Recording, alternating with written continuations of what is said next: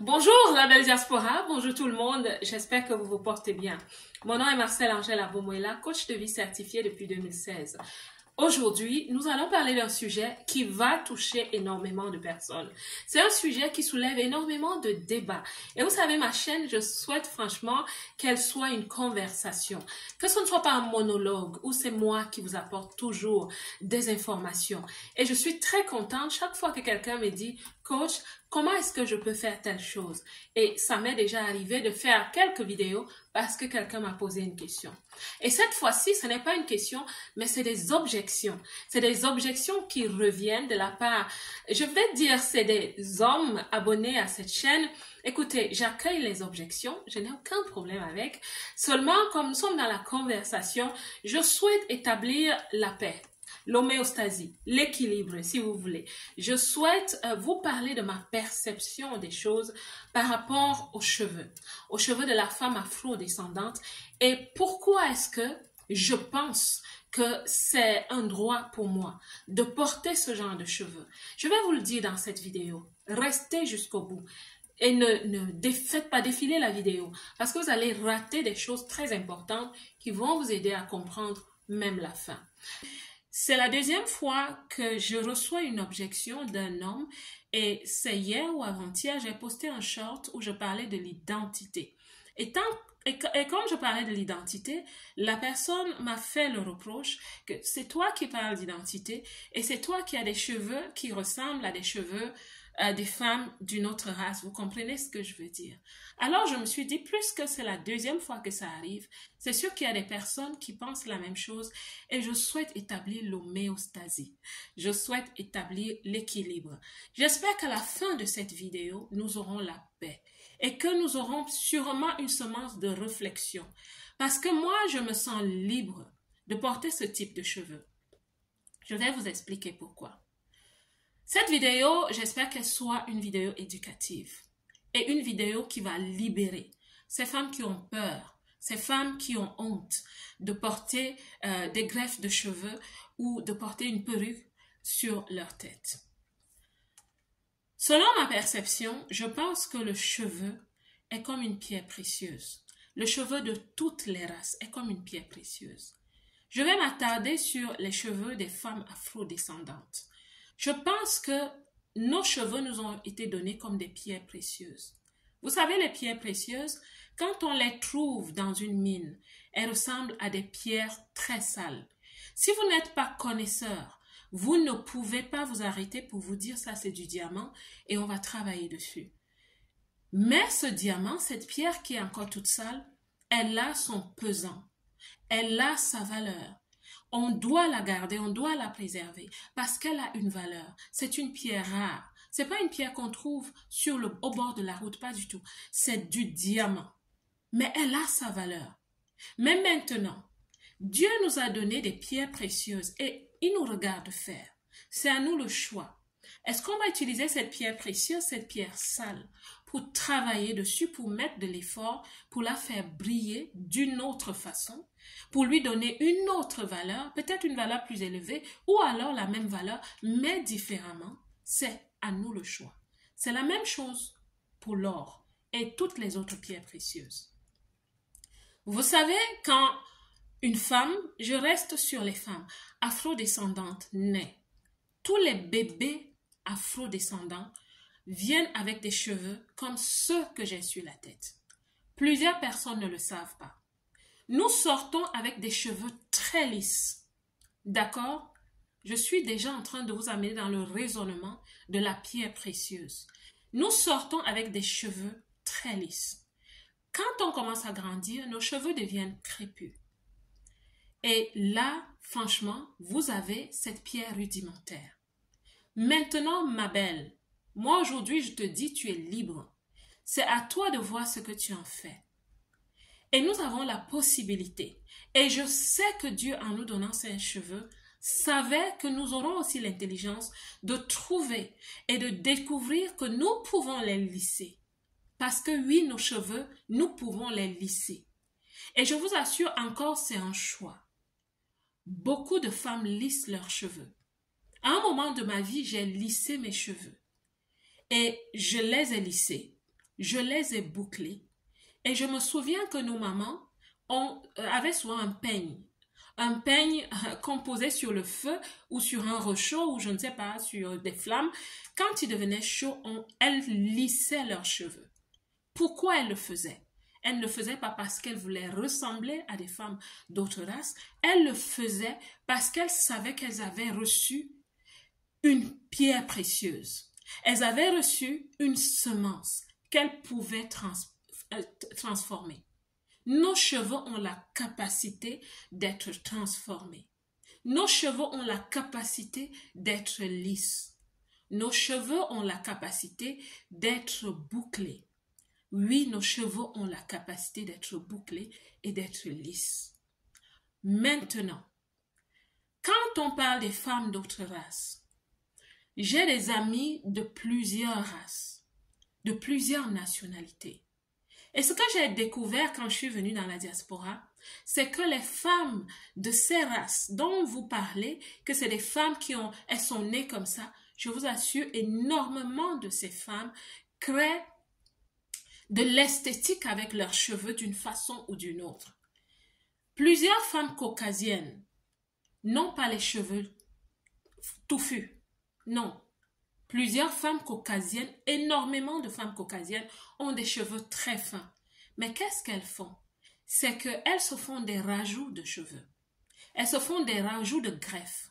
J'ai vu des femmes caucasiennes dans des salons de coiffure, des femmes afrodescendantes, parce que les coiffeuses afrodescendantes ont cette maestria, elles ont cette compétence de poser des greffes de cheveux.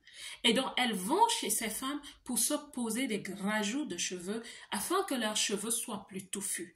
Vous comprenez, les femmes, les beautés du monde sont créatives. Et elles font tout ce qu'elles peuvent faire et elles ont le droit pour être belles comme elles souhaitent l'être. J'ai des amis qui sont des pays d'Asie. Les femmes d'Asie n'ont pas des cheveux aussi lisses que les femmes caucasiennes. Mais vous savez qu'elles défrisent leurs cheveux? Qu'elles soient libanaises, turques, qu'elles soient japonaises ou indonésiennes, ou qu'elles soient chinoises, est-ce que vous savez qu'elles défrisent leurs cheveux? Est-ce que vous pensez que leurs hommes, ou des femmes aussi de leur race qui souhaitent avoir des cheveux garder leurs cheveux naturels un peu rêches, lisses mais rêches, est-ce que vous pensez que ces femmes vont passer le temps à les critiquer parce qu'elles ont lissé leurs cheveux?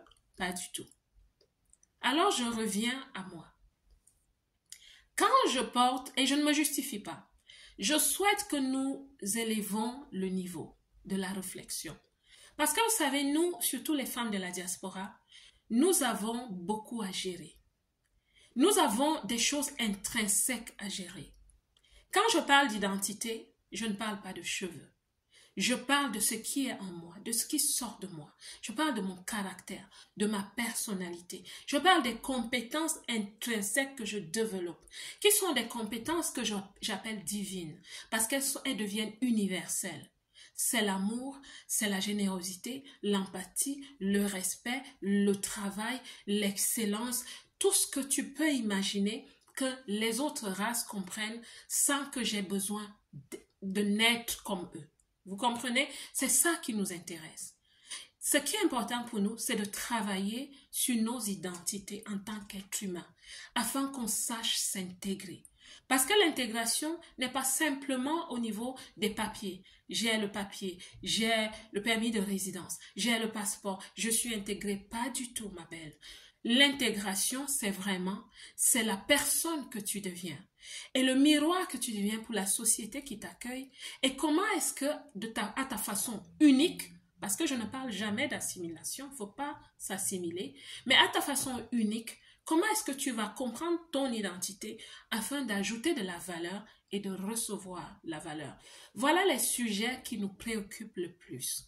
Donc, mes frères sur cette chaîne, quelle que soit la couleur de votre peau, quand vous venez, écoutez les messages. Vous avez des sœurs, vous avez des épouses, vous avez des filles. S'il y a quelque chose que je dis qui peut les aider, transmettez-leur le message.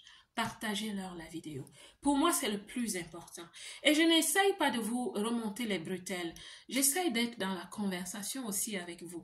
Pour vous dire que, vous savez, ce n'est pas le plus important de juger les gens à l'aspect extérieur. Vous savez, dans le passé, quand je voyais des gens qui étaient tatoués, je les regardais, je me disais, mais pourquoi est-ce que ces gens font ce genre de choses?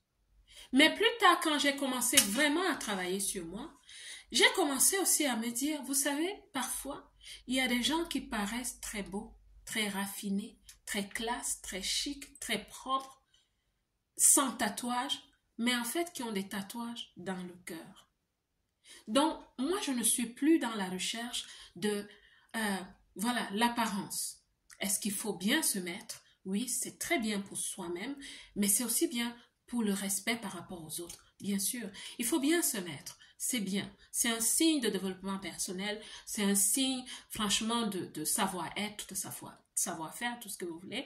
Qu'à cela ne tienne, il y a des choses qui ne comptent plus. Il y a des choses qui ne comptent plus. Alors, quand je mets ces cheveux, c'est comme alternatif à ce que je peux déjà faire avec mes propres cheveux. C'est là où j'ai la paix. Et c'est là où, ma belle, je te dis d'avoir la paix. Parce que tes propres cheveux peuvent être comme ça. Le cheveu de la femme afrodescendante a la capacité d'être comme ça. Et j'ai eu des cheveux comme ça. Mais je suis dans un environnement où je dois courir, où je dois... Et même si je suis chez moi en Afrique, j'ai le droit, j'ai vraiment le droit de faire de mes cheveux ce que je souhaite. Pourquoi? Parce que je suis toujours en alignement avec ma réalité. C'est juste un alternatif de qui je suis. Si j'ai des cheveux bouclés, c'est un alternatif de qui je suis. Si j'ai des cheveux afro, c'est qui je suis. Si j'ai des cheveux lisses, c'est parce que quand je suis née bébé, Dieu m'a montré que je peux avoir des cheveux lisses. Donc mes frères, occupons-nous de ce qui est important. D'accord? Et parfois je me dis, est-ce qu'ils viennent parce qu'ils ont un esprit de patriarcat qui, partout où ils vont, il faut qu'ils donnent le là, il faut qu'ils disent aux femmes ce qu'elles doivent faire, ce qu'elles doivent être. Écoutez, moi je suis même pas féministe. Je suis très féminine, mais pas féministe. J'espère que vous allez faire la paix avec mes cheveux. J'espère que nous allons avoir la paix. Et j'espère surtout que vous avez appris à comprendre qui je suis derrière ces vidéos, mon état d'esprit en ce qui concerne le port de cheveux, les cheveux que nous portons. J'espère que ça va aider. J'espère surtout qu'il y a des femmes qui vont s'arrêter et se dire « Ah, je me sens libre. Je me sens en alignement avec qui je suis au naturel et quand j'ai le choix, j'ai le droit de créer ma beauté autant que je le veux. » Est-ce que vous savez qu'il y a des femmes caucasiennes qui portent des tresses et personne ne leur fait des réprimandes, des reproches, des injonctions? Personne. Est-ce que vous le savez? Parce qu'elles sont libres. Et je trouve que c'est très beau aussi voilà, nous créons un monde en ce moment. Nous sommes sur les réseaux sociaux, franchement. Et ça ne fait pas de mal de nous faire un petit clin d'œil comme ça. Moi, je trouve que c'est vraiment très beau. La belle diaspora, je vais m'arrêter ici pour cette vidéo.